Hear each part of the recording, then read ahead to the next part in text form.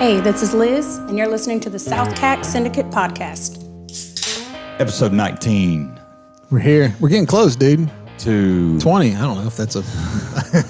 we are. Is Well, that 19 something? is right before 20. Well, I know, but, at 10, you were like, oh, this is a mile marker. Milestone. Milestone. Kyle's like, no, it's not. Mm-hmm. So, I don't know. Anyway. Next one. Then, yeah. Well, I told him, I said, 100, we'll do, we'll make that, something. We'll do a party. We'll do podcast live on the patio of Weston Cove. That'd be awesome. Outside our podcast room. Cool. Dude, I'm super excited about this one. Yeah. Me and our guest today, me and Jared have a lot in common with because... Be careful how you word this, because I was thinking about this. I was going to say he married us, but he married me and Megan. Yes. He married you and Heather. Yes, But he didn't marry us at the exact same venue. at Chattooga Bell. Is that not it's kind of ironic, ain't it? Yeah. Today we've got one of our favorite people, Mr. Mark Bagwell. How you doing, Mark? I'm wonderful. If I Wonderful. had if I could sit down and say who I had in my life that was a big influence in some form or fashion, maybe not directly, you would be one of those, Mark. Yeah. Just indirectly, because me and you haven't really sat down and Right. you walk me through things or whatever, but you've just always been one of those guys to me that's like, yeah, he's definitely a North Star for me. Yeah, I've been doing a beer and Bible study with this guy for, what are we on, year 5 now? 5 at least. At least. At least. It may be 6, Yeah. Jared. Yeah. Golly dang, where's the time Believe go? it. Oh, my gosh. That's the truth. Yeah, so we were talking about that. So your name's been brought up a lot. So when we were dry erase boarding the idea of podcast, and we made an original list of the original 12. Mark Bagwell just keep coming up. And we've tried to have you on 2 or 3 times, and scheduling conflicts. So we're really excited about having you here today. Good. And as always, 60 minutes isn't going to be long enough, guys. Yeah. We may run over. We may bring him back. But Mark has got a wealth of knowledge on a lot of stuff. So one of the things that we want to talk about today was some of your early years of starting one of the, I don't want to call it a biker church. It would be more of a non-denominational, any come as you are church, but in true to form, come as you are. If you were going to give yourself, just first for the listeners and the people watching, if you were going to give your own introduction. Sure. Yeah, that'd be good. Because me and Jared probably see you in a certain way, but you actually, if you were going to give yourself a self introduction, what would that be? Oh, a short version. Short version. Wow. A young man that was raised in a traditional Baptist church, that loves his dad and mom and loves a lot of parts of traditional church. But then in middle school and high school and college, decided I was going to do everything I could to persuade God not to call me the pastor. And we know God has a sense of humor. How did that work out for you? Yeah. So got married at 19 and to a wonderful, wonderful woman that her and I decided together very soon that we needed a very intimate relationship with the Lord. And because of that, he said, Mark, go spread that to other people. That's not really getting that, and so that's what we done. Yeah. Now, let me ask you this. I feel like you have a gift. Was that gift from birth, or was that something that you felt like was given to you along the way? Depends on what the gift that you're talking about. I don't know. I just feel like you have a gift to connect and talk and portray. You just have a gift to connect with people. Do you not agree? No, I totally agree. Yeah. I do agree. Yeah, it's like a beam of sunshine. Well, Kyle,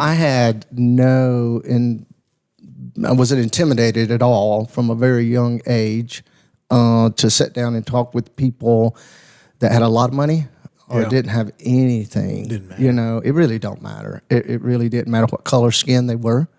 That was just a passion from the very beginning. My dad started taking us to Israel, and so we'd had groups of people, and I was around Jewish people and around Muslim people, and I got friends from when I was a kid, and it really helped me develop a worldview. And I look back at Jesus Jesus he hung out he with didn't care. everybody, I mean, he called the shepherds, he called the fishermen, but, he didn't hesitate to hang out with Zacchaeus, who was the richest guy in town either. Yeah. It's been, I love to talk, brother. If God would have called me to make a living with my hands, we would have starved. So he gave me an opportunity to make a living running my mouth. And so And it's worked out. And it's worked out. Right on. It truly has. It Yeah, truly has. my thing is, I guess, and we'll get into it, and everybody's going to get a sense of who you are, but like, I feel like I need to like kind of jumpstart that a little bit. But that was a pretty good. I think that kind of lays the groundwork for I us. think we'd be surprised of the people listening that actually know who Mark Bagwell is. Oh, I'd yeah, I'm say sure there's gonna be a ton. Most of them, Yeah. right? So you've interacted with them in some way, form, or fashion. But I really want to dig into this early days of Golden Corner. Yeah. Okay. Yeah. Just early days in general. Yeah. So we want to talk about what you were doing, like what you were doing before you started your first church. Sure. Well, when I graduated college, I wanted to, be a businessman, and I wanted to make my first million before I was 30. I wanted to jump into politics, It's us. and this. and everything. Everything but the politics part. Well, I did, man. I wanted to be. Except for Jared. I wanted to be governor of South Carolina. I really did. Because honestly, I thought, man, I could be good for this state. And we could take some things that I know would be good. But I will tell you this: I've got a very, very wise wife, and she has followed me and been my partner in everything we have done, except one thing.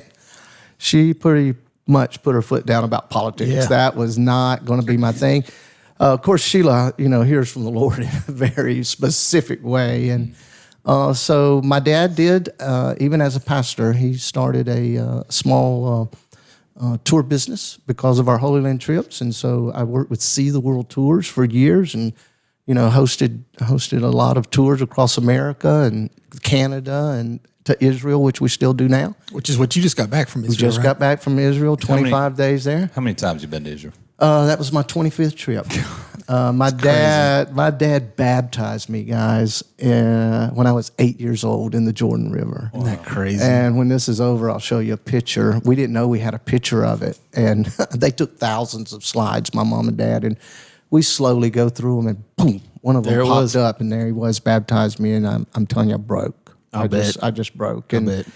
But so we did that for a long time. But I started volunteering as a youth minister, also working with the senior adults. I just was doing everything in church that I thought I could do to be helpful. Then God started calling me to full-time ministry. I honestly didn't know it was going to be a pastor. I thought it might be a youth minister. Yeah. I mean, I'm 61.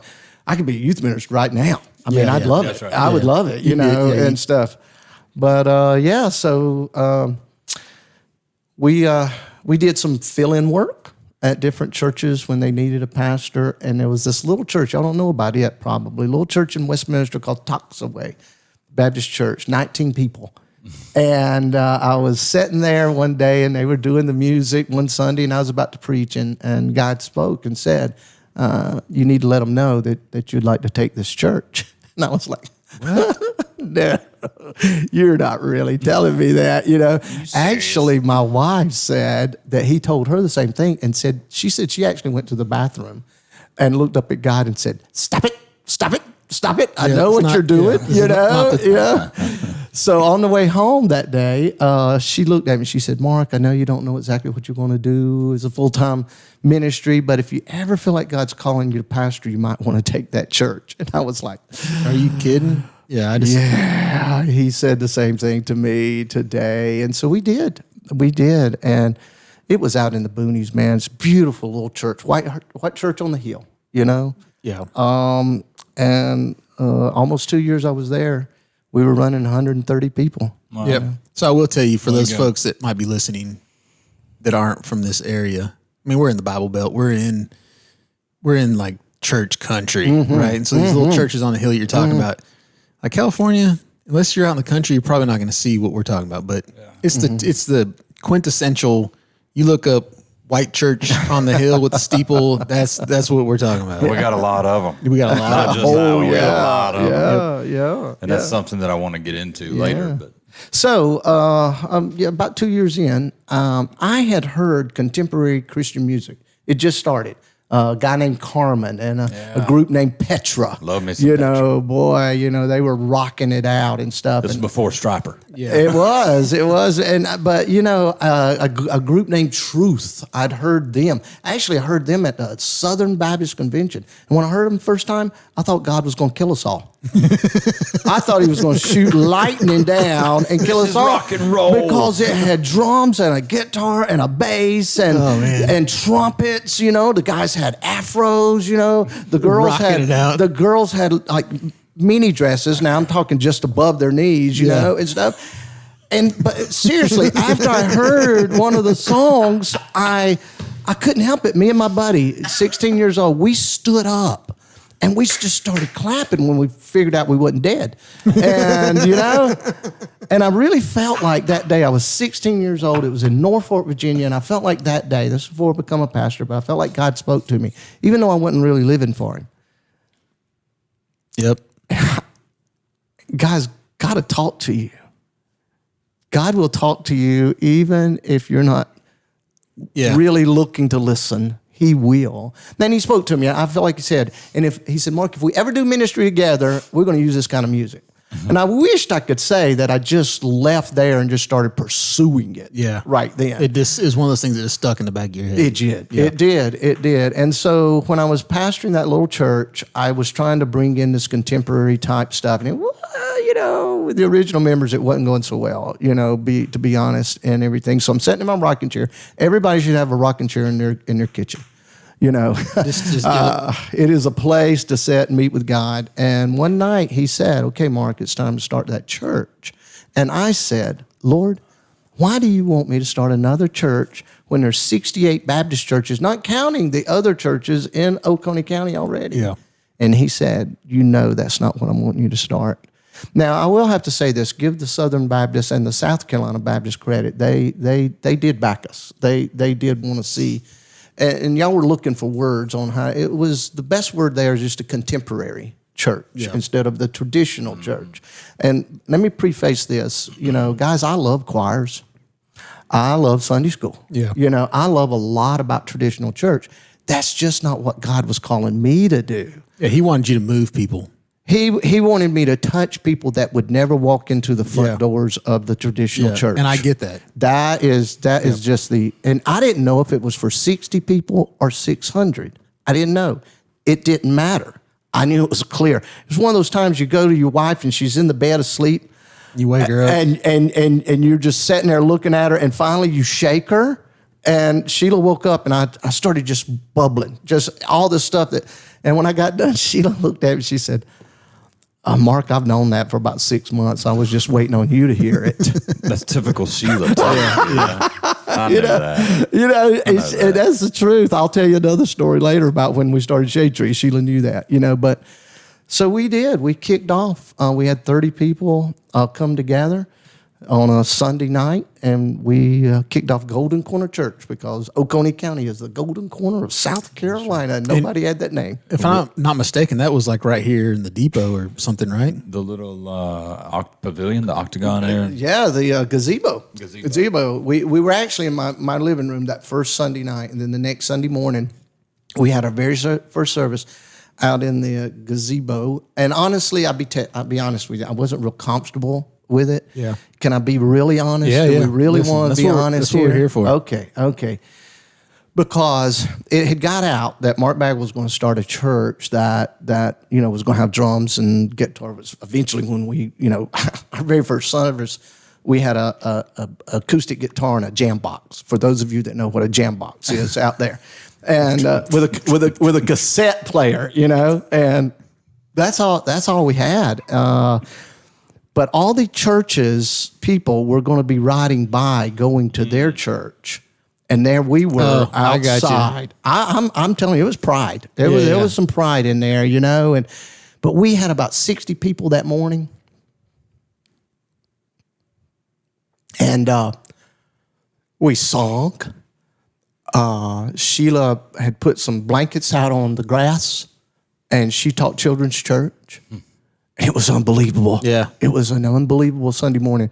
And as I was walking back toward my car, God said, Mark, you said you wanted to pastor a church with its walls down. Are you going to be able to handle it? Oof, crazy. And I said, let's go.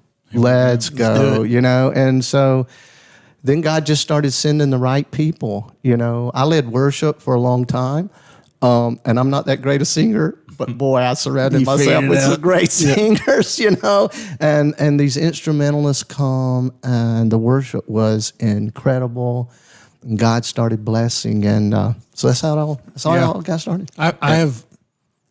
I don't know how to describe this, but I'm very much with you in the fact that, you got to go to the people or make them come to you in a way where you relate, right? Sure. Maybe traditional, Southern Baptist or whatever you have it, may not always meet those folks in the middle, right? Right. Like so. Right. And music for me is big because music moves me in a big way. Obviously, it moves God. It's from Genesis to Revelation. Yes. What music does. He literally, before the walls of Jericho came down, what did he do? Yeah. He had the choirs walking around the walls, singing, and the trumpets blowing, and And so I get it. I mean, obviously, I understand that back when this was going on, this was very much unheard of.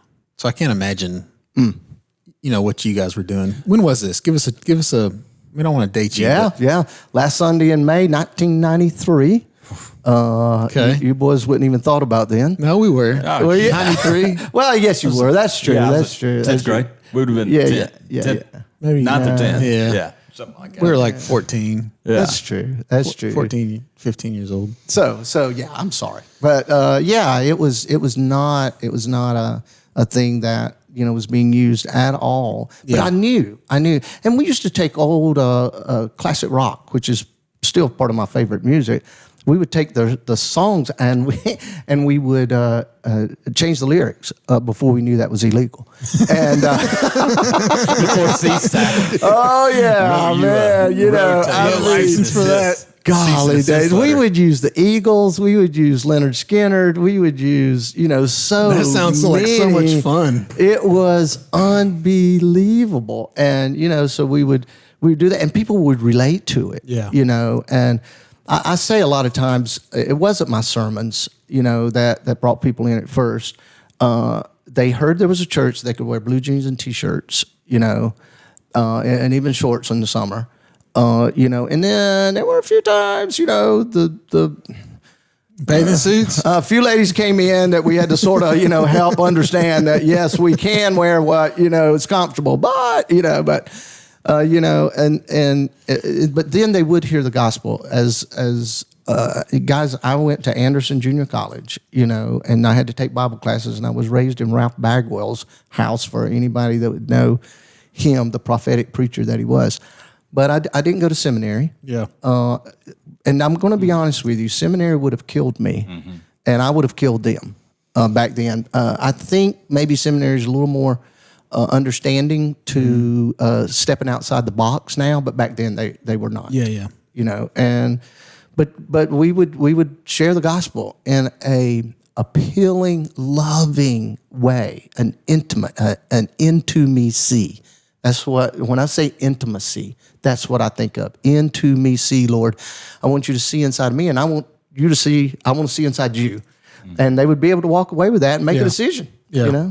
Yeah. But it was more than that. Without mentioning any names, you were actually picking some guys up on your motorcycle and bringing them to church. Yeah, absolutely. Absolutely. Hey, man, you want to go to church? All I got's my motorcycle. We're going to play some Eagles. Hop on the back. Yeah. And well, and so you did say something about biker church because I did love to ride motorcycles and stuff. A lot of Harley riders started coming. Some already Christians. They just heard there was a church they could go to that wouldn't be looked at weird. And, we started doing bikers rallies, which were absolutely unbelievable. Hundreds and hundreds of bikers from many different states would come to them at High Falls or South Cove Park here in the area, right up here at Faith Training Center. I went to that one. Yeah, really? Yes, Really? my brother-in-law, Sammy Price, with Stone That's Echo played right. that year. But it wasn't Stone Echo. It would have been Kindred Heart that year. That's right. That's right. They sure did. Mid-90s, yeah. We had guys that were, with the Hells Angels that had become Christ followers. Yeah. And, they would speak, we had one guy, Red Dog Potasio. He's over in Georgia still now, big red beard and everything. He just spoke, again, can we be honest? Yeah, no, here? listen. Okay, all right. So he gets done with the sermon, and he has this, what we call an altar call. Come forward. We'll talk to you about Jesus. You can make that prayer today or not, but and everything. And boy, people were coming and stuff. And Red Dog walked back up to me and he said, "Can I say one more thing, Mark?" And I said, "Sure, man, it's yours. It's yours." And he was like, "I'm telling you guys, some of you aren't coming forward because you don't want to give up the weed. I know, you don't want to give up the weed." And he said, "I'm telling you, when I got saved, it took me 6 months to give up the weed, but I did. I gave it up, and God has blessed me, and so don't wait today, He'll take you where you're at. And I'm standing there, and I'm like, oh, my gosh. You're in it now, for Yeah, sure. buddy. I was just hoping there wasn't any narcs there, And, Tell us about what the local community was like. Surely you took some kickback from fellow Baptist or associations thereof. Yeah. Like, were you getting what the heck are you doing, Bagwell? Of course he was. I can't imagine you weren't, right? Anytime you do anything different. We were called a cult. Well, you were the first. I mean, this is new territory for our area. I don't know if it was first in the country, but No. It was area, there was about 8 of us guys in the state of South Carolina.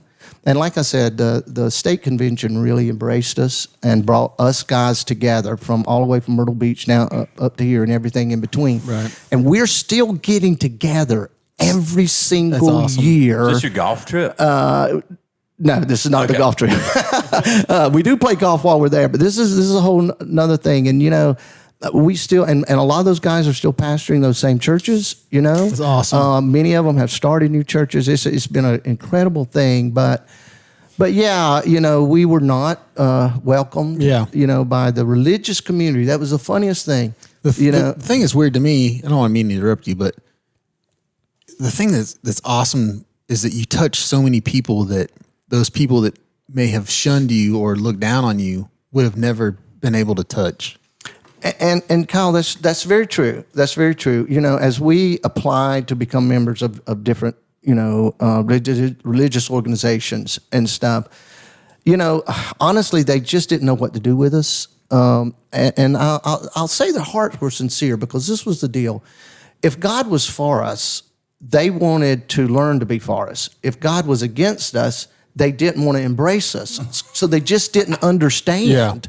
Yeah. They did not understand. And an old pastor, Brother John McKnight, pastored in Westminster. He was a chaplain at Oconee Hospital for so long. He called me one night and he said, "Mark," he said, "brother, just get a track record. Let them see that you're just trying to lead people to Jesus." Yeah. And he had this very southern drawl, one of the most humble, sweet men. And I said, "Brother McKnight, that's exactly right. That's what we're going to do." And we did. And within a year or two, a lot of those organizations were calling us saying, "Hey, you want to start dialogue now?" Yeah. We see.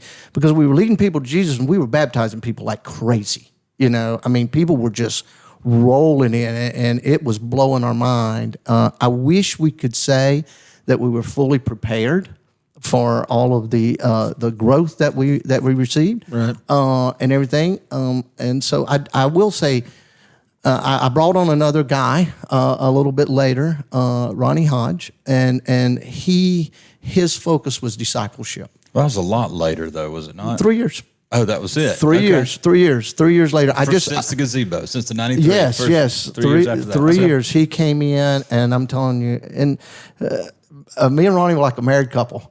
I'm very extroverted. I am, let's go get them. Let's lead them to Jesus. Ronnie is very introverted. Sounds and like he was me and Jared. Yeah. True. He said, you go get them and lead them to Jesus, and I'll help trained them in the ways of Jesus, and stuff. And it just worked out, in a super way. And, he was a senior pastor at another church, and we didn't even have money to pay him. Yeah. It was a big step of faith, and he came, but we were together for 18 years. It sounds like our friend Gresham Barrett. Jared, you just bring them to me. I'll make it rain. Don't worry about it. That's very true. Just bring them to me. I'll make it rain. Very true. We're going to have Gresham on soon as well. Yeah, absolutely. So the community, it wasn't such a, oh my gosh. It was, Are we supposed to like this, or are we supposed to not like this? So we're just going to stay at our church and not say anything. I think so. And people that were worried that we would take their members, I would look at them and say, "Don't worry, they will visit us once, and they will come back to you." Hiding under the pew. Yeah, and there again, they needed to. I mean, the traditional church. Look, guys, I want to say this again. You were wanting to bring new people to Jesus, not take people that already were in church, right? No, had no concern. Matter of fact, when you start a church and everything, it works out a whole lot better when you just lead a bunch of people to Jesus and everything, and they just come to you raw. Yeah. Transparent. Yeah. They don't have a mask on. They don't have preconceived ideas of how we've got to do this or how we've got to do that.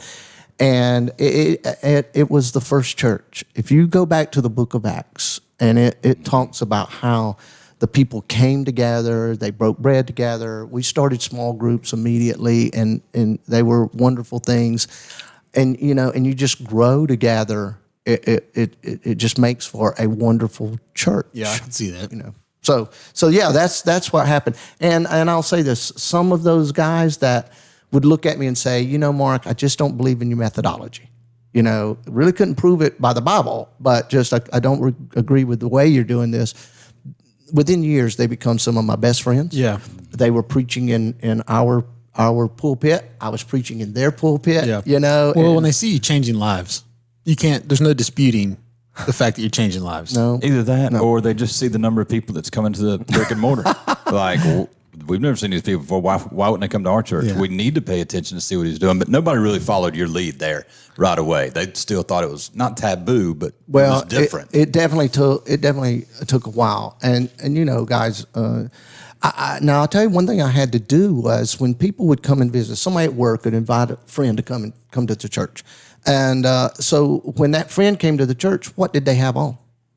Church clothes. They were coat and tie. Yeah, coat and tie. They were invited, coat and tie. And some of our people sometimes would look at them and say, "Hey, man, you don't have to wear that here," and stuff. And finally, from the pulpit, I had to say, "Don't do that. Yeah. Don't do that," because that makes us sound like anyone else that would look at somebody that had blue jeans and a T-shirt on. Come as you are. My dad came for the first year and a half that he came to Golden Corner. He wore a coat and tie, and then he dropped the tie. Mm-hmm. And then he dropped the coat. Still had the dress shirt. And before he passed away, he was wearing a Flowery shirt. There you go. I've been as an adult, walked into a church with flip-flops, blue jeans, and a T-shirt. And I don't call them elders, but the members there that'd been there a minute just kind of looked at me, and I'm thinking, you got no clue, do you? Mm. Yeah. I'm not. Why are you looking down your nose? It really depends on where you go, because some it wouldn't matter, like you say. You can come full dress or getting ready to hit the lake, and it wouldn't matter. Nobody would care. Well, see, nothing. times are way different. At this time, when Mark started, it was not different. Right. No, it right. was you put your best on because you're going to church. Yeah, this was back when the grocery stores wouldn't even open up till noon on Sunday. No, right. This was So you started the gazebo, and then you had a little brick and mortar beside this old garage here up the street in West Union. Yep. And then you outgrew that space. Yeah. And then was this the time that you broke ground? Nope. We went to another. You went to another. We went space? to James M. Brown Elementary School, and we met there for several years, taking up, tearing down every Sunday. Guys, I wasn't spending $1 million on a building. Yeah. I don't care if we were nomads the whole time, and it wouldn't even matter to me today. Nomads. Moving around. That didn't matter. Yeah. You might lose people. Well. Because the money that we had, which we were a very blue collar church at the time, needed to be spent on ministry, not buildings, discipleship, and so this land that we bought, this 22 acres, we'd looked at that land many times and it wasn't ever for sale. No, we're not going to sell it or whatever. And the husband passed away. And the children looked at the mom and said, you need to sell that land. You need to sell that land and, put it back for you. So myself and Ronnie Hodge rode by the sign. The sign had just been put up that morning. That's not a route. Earl Street's not a route that we normally take down to Highway 11. But we rode by and I said, Ronnie, look at that. Look at that. So I called the realtor immediately. Well, I did when we got back to the office because it was before cell phones. There was no text. Soon as we got back, I looked and I said, "What is this land?" And they started telling 22 acres of land. They're asking $110,000 for it and everything. And I'm like, we want it. Crazy. We want it, and the guy was like, the realtor even said, well, don't your church have to vote on it? I said, we will, but we want it. We want it up first. I said, the vote. Can we put the vote in the contract? Yeah. If the vote doesn't go through, we can get out of the deal. Right. No, well, that wasn't the case. I knew that wasn't going to be the case. And this is the deal, guys. They said, bring $1,000 and then I'll hold it for you. So we got them $1,000 immediately. The next Sunday, I had the whole congregation out there walking the land, praying over the land and stuff.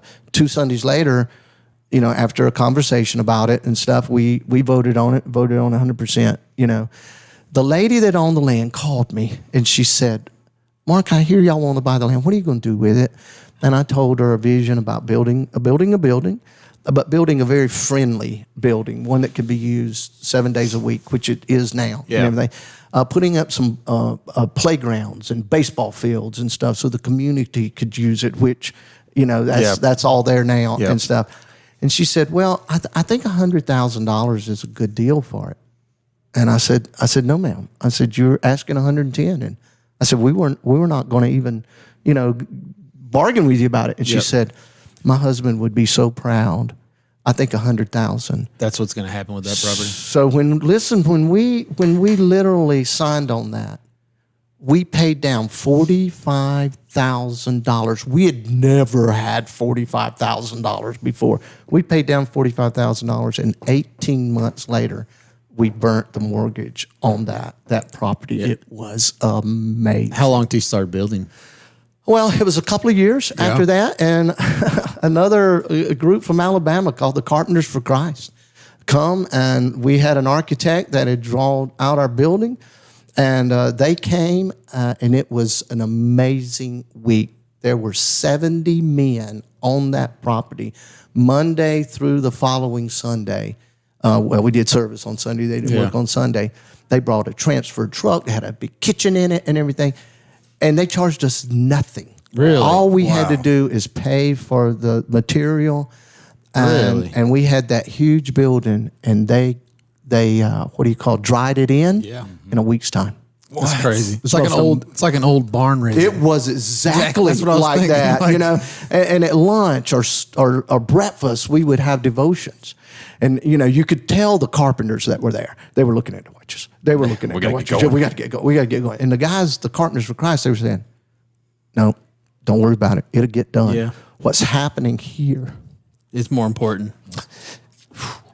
Mm-hmm. We had a dad and a son was 16 years old that came on the trip. 3 days into it, that dad, he come running up to us. And he said, I need a preacher. My son's up in the rafters, and he wants to ask Jesus into his life. Oh, wow. And I don't know how. That's awesome. We got on a ladder, crawled up into the rafters there, and that young boy asked Jesus in his life, and his dad and one of the other pastors baptized him before they left. And it's amazing. Here's what happened. That kid got scared to death of heights. And he didn't want to fall and go to hell. Maybe. Yeah, leave it to Jared. I'm not moving. I'm not moving till Jesus comes get me. Oh, gosh. And I know, listen, guys, I don't know if this is what your podcast listeners, but I can't help it. It doesn't matter. They're going to listen to whatever we do. That's what I just have to brag on the one that. Listen, this is exactly what we wanted from you. And this is one of the things that me and Jared talked about too when we started this. It's like we're going to go wherever wherever it takes us. Wherever it takes us. You know, and that's what it's about. And we knew we were going to get this with you, which is why we wanted you on here. No, that's exactly right. Yeah. So we're going to take a quick break, and we're going to come back with Mr. Mark Bagwell. Let's face it, shopping for insurance can be time consuming. When it comes to your auto and home insurance needs, make things simple and trust your Allstate experts. They will help you get the coverage that fits your needs while helping you bundle your auto and home. Bundling saves money, sure, but it also saves you time. So you can enjoy the things that matter most even more. Contact Clemson Allstate agent Shane Smith at 864-654-1047 today for a free personalized insurance proposal. Allstate, are you in good hands? We're back with Mr. Mark Bagwell. Thanks again for your time here, Mark. My pleasure. Kyle Voss is across from me. I'm Jared. Hope you're enjoying your drive or your morning getting ready, and this is some good content That's right. for you. Don't forget, if you're listening, you can watch this on YouTube as well. SouthCack Syndicate Podcast. And you can email us your thoughts, questions, comments, or concerns at SouthCackPod@gmail.com. That's right. So last week we had a mutual friend of ours on, Bobby Myers, and Bobby is a world traveler, not just in his van, if you listen to the last week's episode, but Bobby's been all over the place. And I've got some other friends that they travel a good bit, and we were up at their house a couple weeks ago, and he's like, man, have you ever been to Eleuthera? We need to take a vacation in Eleuthera. And I was like, what is Eleuthera? Like, I'm thinking that's that thing you shower with. A loofah? Wait a minute. You haven't heard me talk about Eleuthera?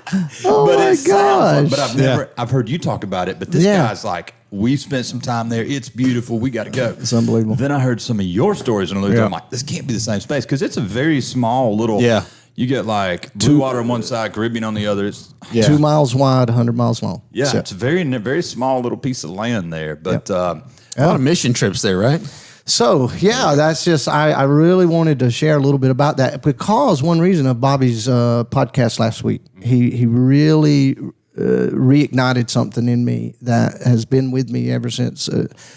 with his story. With his story, yeah. So a lady that was a house parent up at the DAR school started bringing her kids that were in her house to Golden Corner. Explain DAR real quick. Yeah, Daughters of the American Revolution started across America. They would start children's homes, and they would support the children's home, and they did incredible work for years and years and years and years. And the one in Salem is just an unbelievable facility, you know. And so you have house parents for these different. So this lady, she started bringing them. And one day she just called me. She said, "Mark, could you come up here? I just need to talk with you a little bit." So I thought she was bringing me up to talk to me about the girls. You know, they were in school. And she set me down in front of a slide projector. Now, again, that's like a jam box. For those of you that don't know what a slide projector is, just these little, slides that go up on the screen. And, 10 feet, not even 10 feet in front of me was the screen. And she just started showing me pictures of these kids that were Caribbean. You could tell that, and over and over and over. And then finally, she showed me the last one. I turned around and looked at her and I said, "How can we get to them?" And she said, "That's what I wanted to hear." Awesome. And Eleuthera does have great, great beauty. And on the northern end, on the southern end, it has great wealth. But in the middle, it is inhabited by a lot of Haitian refugees that have nothing. Now, I'm telling you nothing, So the next year, we took a group of 11 from Golden Corner. And we've been doing it every year. Golden Corner's been doing it every year for 23 years straight. Because I said, "Lord, I know our first obligation is to do missions here in Walhalla and Oconee County." I said, then the second thing is, you tell us to start in your home, then go to your country, so the United States, but then go abroad, And I said, so we need a place that we can go that's affordable, because again, a lot of blue collar guys. Yeah. We need a place that we can go every year and build relationships. Yep. Well, Eleuthera is part of the Bahamian Islands. If you was to go to Miami, 60 miles over in a boat, boom, you're going to run into Eleuthera. Right. So we were able to do that, in an affordable way. How much did you factor in, like, bang for the buck? Because I would think that there you can make the biggest impact. Oh, no doubt. Right. Because it was a learning experience for us. When we first went over, we would do building in the mornings, and then we would do what they call Bible club in the evenings. And we come to find out that after a couple of years, we were cheating the Bible club part because we were so wore out after we had worked. So we started taking 2 teams. One would build, the other one would do Bible clubs. So when you'd build, you'd go help people fix their homes, yes, fix their home, churches. A hurricane come in twice. In those years we went. You get your material from Miami, take it over. So the bang for the buck was incredible. So, but about 4 years into it, there was this young fella. His name was Ronaldo, and he had a cousin named Adrian, and Adrian and Ronaldo would just follow us around all the time. They were just like our shadow. They would just, and finally we bought a school bus for the school that we stayed at, which was a boarding school, Christian boarding school, but nobody was there during the summer, so we could use it. And they would get on the bus with us and travel with us. So one evening, though, we went swimming in the Caribbean part. Like it's beautiful. It really is. Caribbean on one side, Atlantic on the other, and we went behind the school swimming. And everybody had some kind of float with them. But Ronaldo, I said, "Here, Ronaldo, take my float." And Ronaldo was like, "Oh, no, Preacher Mark, I can swim like a fish, So I'm sitting on the shore. He swims out to some of our guys, and all of a sudden I start hearing him holler out, "Preacher Mark, I'm drowning. Preacher Mark, help. Wow. Preacher Mark, help. Preacher Mark, help."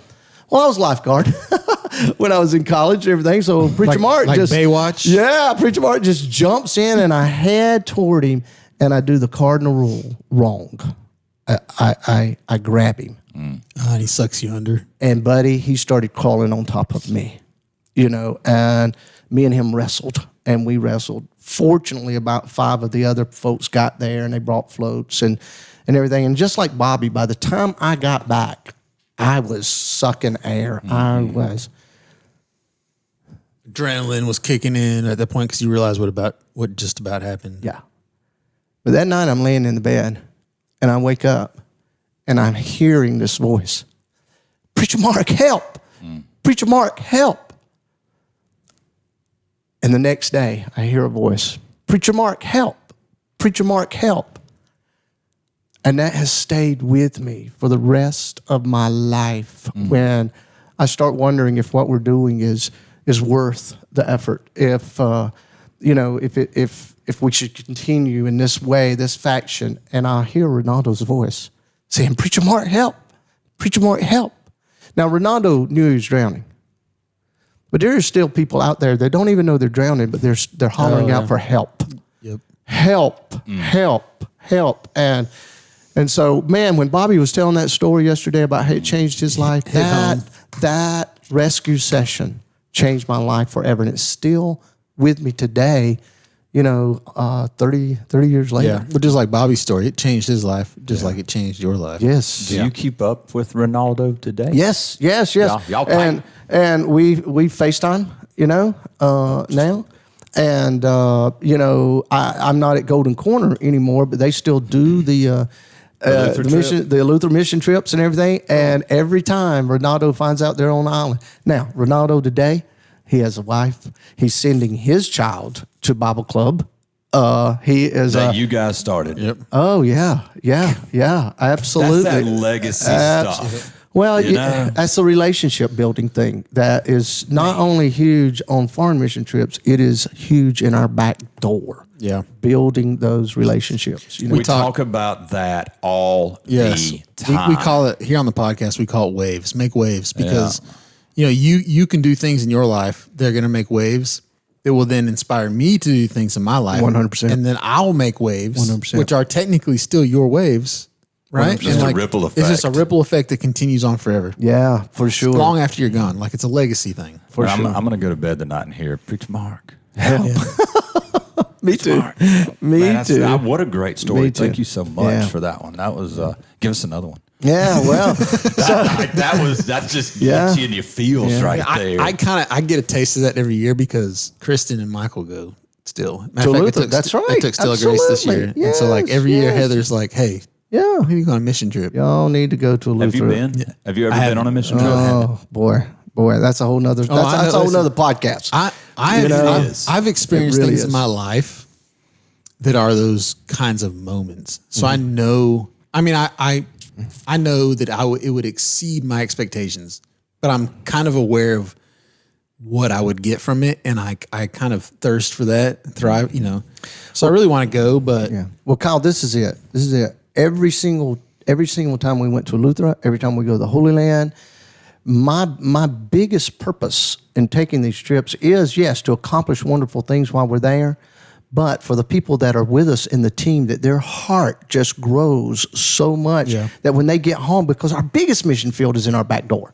Not in Eleuthera, not in, but those kind of mission trips do help facilitate, going to Africa every year. I told a lawyer one time, I said, I'm afraid I leave so much of my heart in Africa. I'm afraid I'm going to come home one day and I'm going to have more of my heart in Africa than I am here. What am I going to do? Yeah. And I was afraid of that, honestly. A few days later, I'm calling him back, getting the answers for why I was there and everything. He said, hey, Mark, I was thinking about what you said about Africa. And he said, I think of it like this. He said, I think your heart just grows so much when you're there that you're just able to bring so much more home and you leave a lot there. Well, it kind of goes back to what we talked about in the break, where when you go to a certain place and it opens your mind to the possibilities of what you should be doing at home. 100%. Or can be doing at home, right? 100%. Costa Rica, baby. Oh my gosh, here we Pura go. vida. Now listen, Hey, we do have a mission trip to Costa Rica. Where at? I don't know. I'm hating. I'm not hating though. Yeah. That's Props. Well, One day I'll make it. But people do mission trips to Kentucky. Some of those places where there's the what is it, the mining and stuff. Harlan. And it's not a wealthy place at all. So America's a great place to do that. Statistics say that by 2030, 2032, there'll be more missionaries coming out of Africa into America than America is sending that direction. That's a whole nother podcast. I really want to get into that, but you're right. Because I've got a plethora of questions about why that works that way. But don't that tell you though that what you guys are doing, or everybody, not you guys, but anybody that goes on a mission trip to Africa, doesn't that tell you that what they're doing down there is working? It's beautiful. Yeah. Beautiful. So cool. So let's talk, I guess you want to move into like the next chapter? Yeah. One of the things that I mentioned to you before you came on was I wanted to talk about the number of churches that we see here. Mm-hmm. And it seems to me like every week there's another billboard up or there's another old building with a banner on it. Are we, gosh, I don't want to sound negative here. Are we overloading ourselves with, not religion, with brick and mortar churches? Like, can't people work together and condense and build a bigger community within their own doors? That's a tough. Yeah. You know what, Jared, let me just answer it this way. The church is the whole body, not just the Baptist church, the Pentecostal church, the Church of God church. Nothing to do with buildings. And church has nothing to do with the building, right? And the beautiful thing that we are seeing is, and this is not just in Oconee County, we are seeing it across our state. And we're seeing it across America. And through Shade Tree, we're being able to be a big part of this is we're actually seeing churches start working together and join forces. Maybe one church has great facilities, but they're small in number. Another church is meeting in a school, and they need a facility, and they're large in number.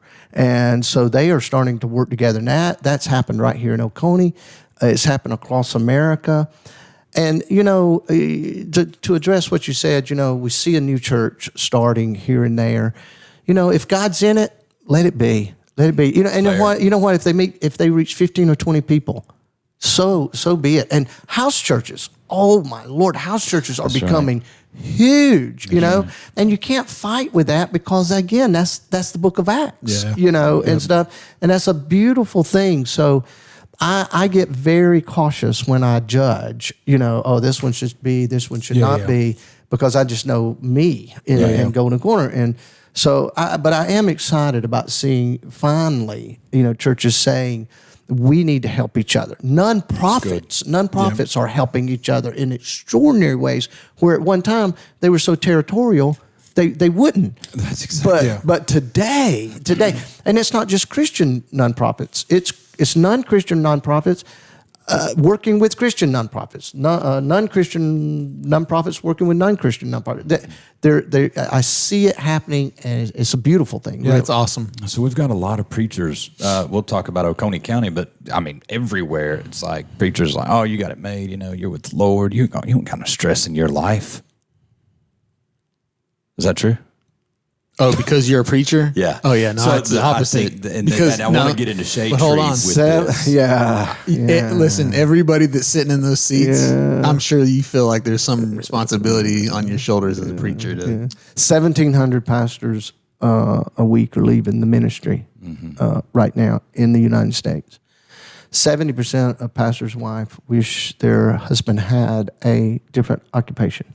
70% of pastors will say that being a senior pastor of a church has had its detrimental moments on their family. Now, at the same time, it will also say we've experienced wonderful things too, but the pressure is unbelievable. Sure. And so, back in, say, 10 years into Golden Corner, Sheila and I, because of my dad, let's talk about this. Stress, guys. Stress causes disease, high blood pressure, diabetes, all of that kind of stuff. And so, people have stress everywhere. But a pastor, he's definitely not immune to it, especially those pastors that I call, which are the majority of pastors, Lone Ranger pastors. They do everything. They visit, they preach, they do all. They don't have staff. They don't have the money to do that. And my dad was that. And so we started bringing pastors and wives into our home for supper. Sheila and I did. And, Sheila's a great cook, stole my heart 45 years ago with her cooking. We've been married for 41 years. And so we had this asset. Sheila's philosophy is use what you got. Yeah. I'm into that. And that's what we did at Golden Corner, and that's what we did at home. And we just started seeing God using us, help them, take a deep breath, refresh themselves, because an exhausted, unhealthy leader leads an unhealthy organization. Yeah. A healthy leader can lead a healthy organization. So I mean, I believe that's every aspect, right? Absolutely. If you're the, a father in a household. And you come home and you're stressed from work and whatever, well, you're going to give that to your kids. You're going to give that to your wife. It's going to affect them in a negative way. It also is a ripple effect. Yeah, if you're a boss and you're running a company, you're CEO, and you're doing that to your employees, like nobody's going to have good morale. So I get what you're saying. And with the preachers, like they're the last step. There's nobody there. Well, and there's an expectation on preachers not to get exhausted, not to fail, not to show weakness, and some of that is unfortunately it's been taken overboard, But so about 8 years ago now, well, it's been 8 years. This past August, Sheila and I felt like God was calling us from doing pastoral work and starting an organization that we named as a 501c3, Shade Tree Ministry. And we had heard a Dr. Swanberg. He's a great, great guy at a marriage retreat. And he made us laugh. Oh, we laughed the first night. I thought Sheila was going to have a back because she was going to hyperventilate. She laughed so hard. But then the next morning, he got more serious. And he talked about being shade trees in people's lives. And people have been shade trees in our lives. And y'all know that. Yeah. They've been many people that have been, and y'all have been in other people's lives. And Sheila looked at me on the way home and she said, I think I'd love for us to name our new ministry that. So that was on Saturday. On Monday, I got Dr. Swanberg's phone number. I called him, said, hey, we don't want to infringe, but this is what we want to do. Can we call it Shade Tree? And Dr. Swanberg, if you're listening to this, I'm just repeating, and he said, use it, Mark, use it. Man, I wish Shade Tree was around 25 years ago when a church was beating the hell out of me. Yeah. That's true. That's right. And he said, yes, use it. And we've stayed in contact with him. But so we decided to start this. We was going to do it on a part-time basis, because I could do care ministry at the church, and then we could do, but how to do it, that was the big deal. Which is what you kind of need to figure out by doing it grassroots, right? Yes. Again, just like with Golden Corner, no contemporary churches, we found one organization that was doing this in Knoxville, Tennessee, and we actually met them in Florida, and they coached us for a few days, but that was about it. So we came home from a mission trip to Eleuthera, and we had to make a decision, And so on Sunday afternoon, I looked at Sheila and I said, look, we can either do it in our house, and if so, we got to do some remodeling on our house, or we can just sell our house and we can start traveling around the eastern part of the United States trying to bring pastors into cabins or hotels or something like that and do that. And I said, let's pray about it together, and then we'll spend 24 hours praying, and then we'll come back together separately. Then we'll come back together and see what God says. So we didn't have any food in the house. Yeah. So I told her, I said, okay, after we pray together, I'm going to call Domino's and we'll go get us a pizza. I went into the bedroom and I sat down and put my shoes on, and God said, it's time for you to start Shade Tree, and it's time for you to start it in your house. And I said, okay, God, I'm not going to tell Sheila because I'll influence her. You're going to have to tell her. Yeah. I walked back in the living room and Sheila's looking at me and there's tears in her eyes. I said, what's wrong? She said, I told him I wasn't going to tell you, but God just told me that we're supposed to start it in the house. And I sat down on the couch. He said, I sat down on the couch and I said, God, you're loud. Oh, my Lord, you're loud. I said, God, Sheila, God just told me the same thing right then. And those things have happened for us so many times. That's awesome. Man, it's just been God talks to the Bagwells all the time. So give us like a brief rundown of Shade Tree and I don't, obviously we're like a business podcast, so I'm gonna use the word like elevator pitch. But like, what do you guys do? What's your core values? What's your North Star? Yeah. What are, when you guys sat down, I'm sure when you guys tried to figure this out, you're like, these are the things that we want to do. Obviously, we've figured out that you minister pastors, but what's your goals? Well, it started off pastors and wives, then moved to missionaries because we started meeting missionaries when we were doing mission trips across the world, and they started coming. Now it's pastors and wives, missionaries, educational leaders, and now a big part of it is foster parents because foster parents burn out. Same deal. It's so stressful for them. Yeah. And so kind of what they normally do is they come for anywhere from 2 nights to 4 nights, sometimes 5 nights, Kind of a bed and breakfast. It has that feel. Okay. It does have that feel. But our whole upstairs, which has 3 bedrooms, 2 baths, a large room, and then a very beautiful wood room, all of it looks over the lake. They just have the whole thing. And so when they get up in the morning, breakfast is ready for them. It doesn't matter if it's 5 o'clock in the morning or 10 o'clock. We encourage 10 o'clock, 11 o'clock. We want them to rest, and everything. Then we do lunch for them. We'll bring it up to them. Or if they want to go out on the lake, we'll make a sack lunch for them, send them out. But then we always have supper together every night. And Sheila cooks and prepares all of that. But around that supper table is where it takes place. Yeah. We sit there and we can sit there for hours, just talking. And one of the wonderful things is, though, we don't encourage everybody that comes that they have to be in the ER. We want people to come maintenance that are it's sort of like an oil change, just being proactive about taking care of themselves. And I would say it's like 50-50.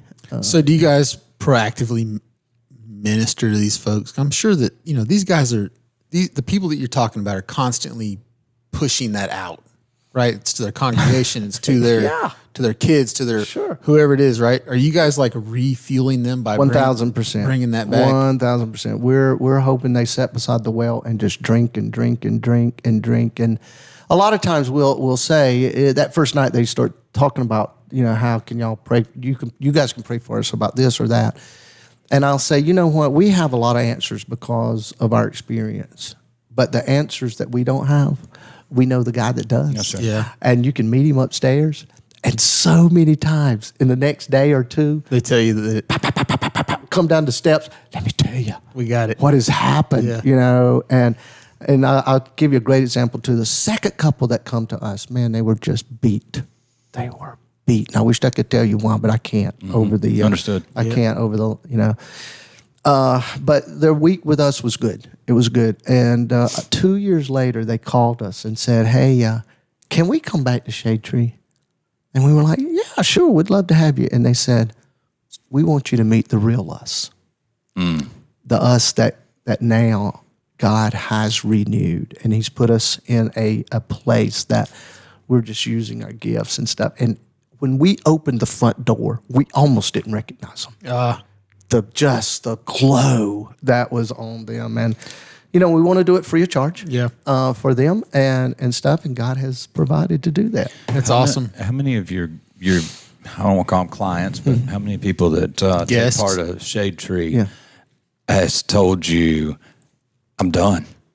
I can't preach anymore. It's over. Like, this is why I'm here. You're my last resort," kind of thing. Yeah, many.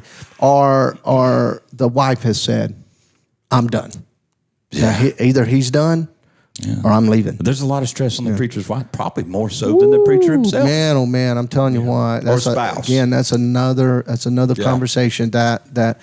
But we have, and you know what? Sometimes it's just a change in position that they need. They need to be on. Still, maybe the lead pastor. They need to be on staff somewhere.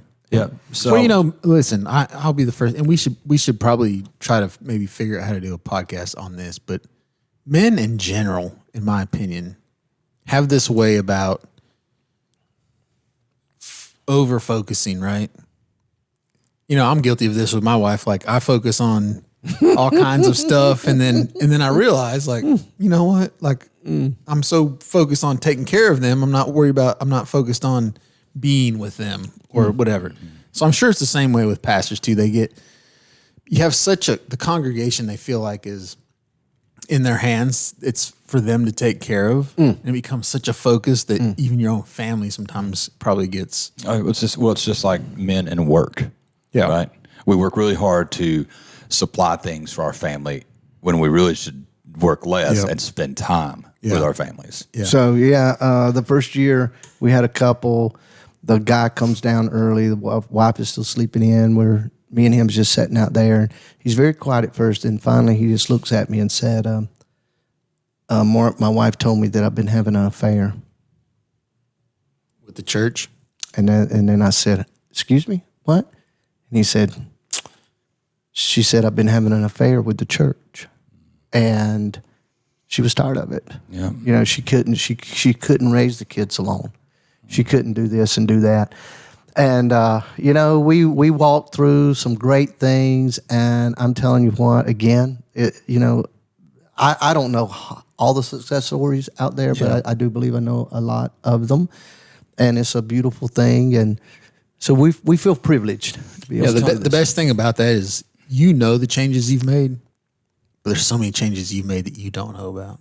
Oh, man, well, thank you. And it doesn't matter as long as God gets the credit. Well, you see, that's just he says, God says, "Hey, don't build up your treasures down here, man." That's right. Because one day the rewards are going to be great. Where rust and moths. Where rust and moth eat away.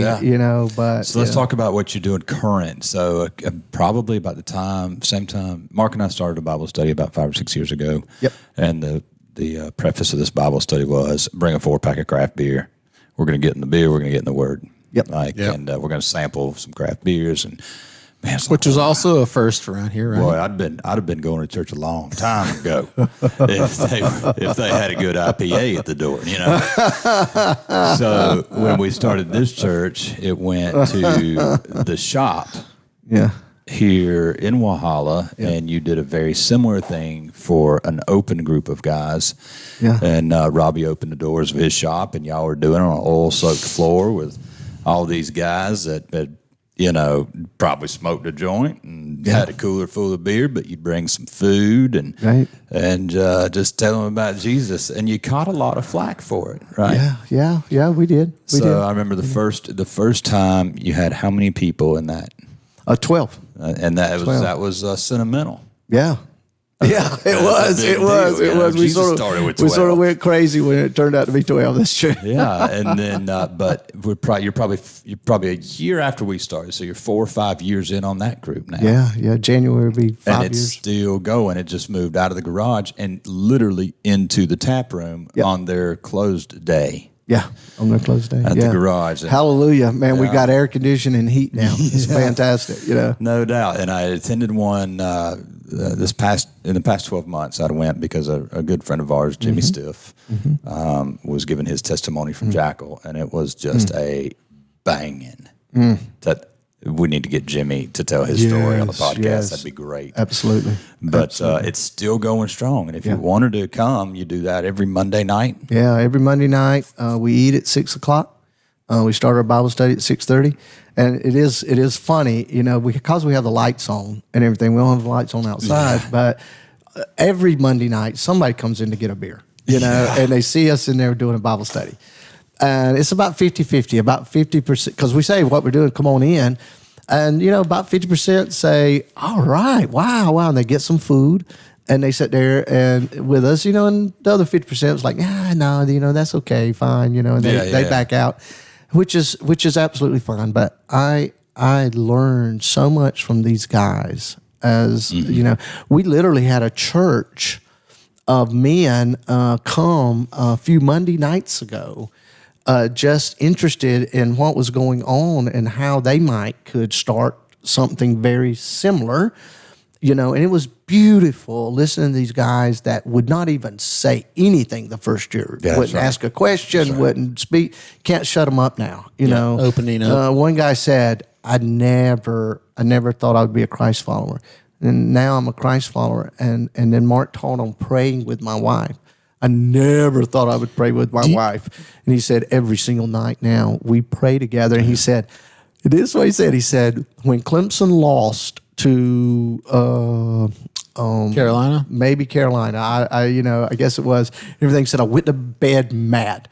And I just so they're still just real, And everything says, I woke him up and said, we didn't pray.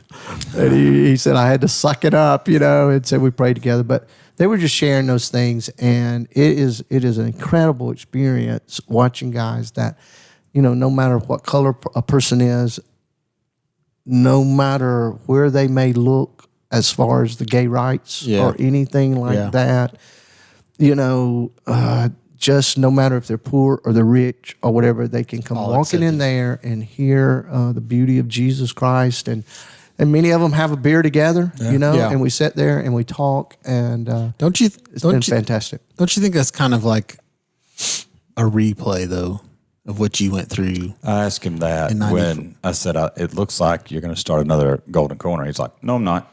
Well, not like necessarily straight up. Not necessarily start another church, but like the things that you kind of people looked at and thought about when you were doing. But you were reaching people in '94, and people were looking at you like, what are they wearing? What are they doing? Why are you in this field? Whatever. Right. Same thing again. Listen, I keep hearing, preach Mark, help. Just touch people. Preach Mark, help. Just I touch can't. people. I will not, based on anyone's opinion of me, I will not do what God's calling me to do. Good for you. So, it's fantastic, guys. So, Mark, thanks for being on here. Okay. Tell everybody where they can find you for the Shade Tree piece. Yeah, wait a minute before you do that. Oh, there's a couple things. I forgot. I got to leave with a word. Absolutely. Okay. Every year I ask God to give me a word.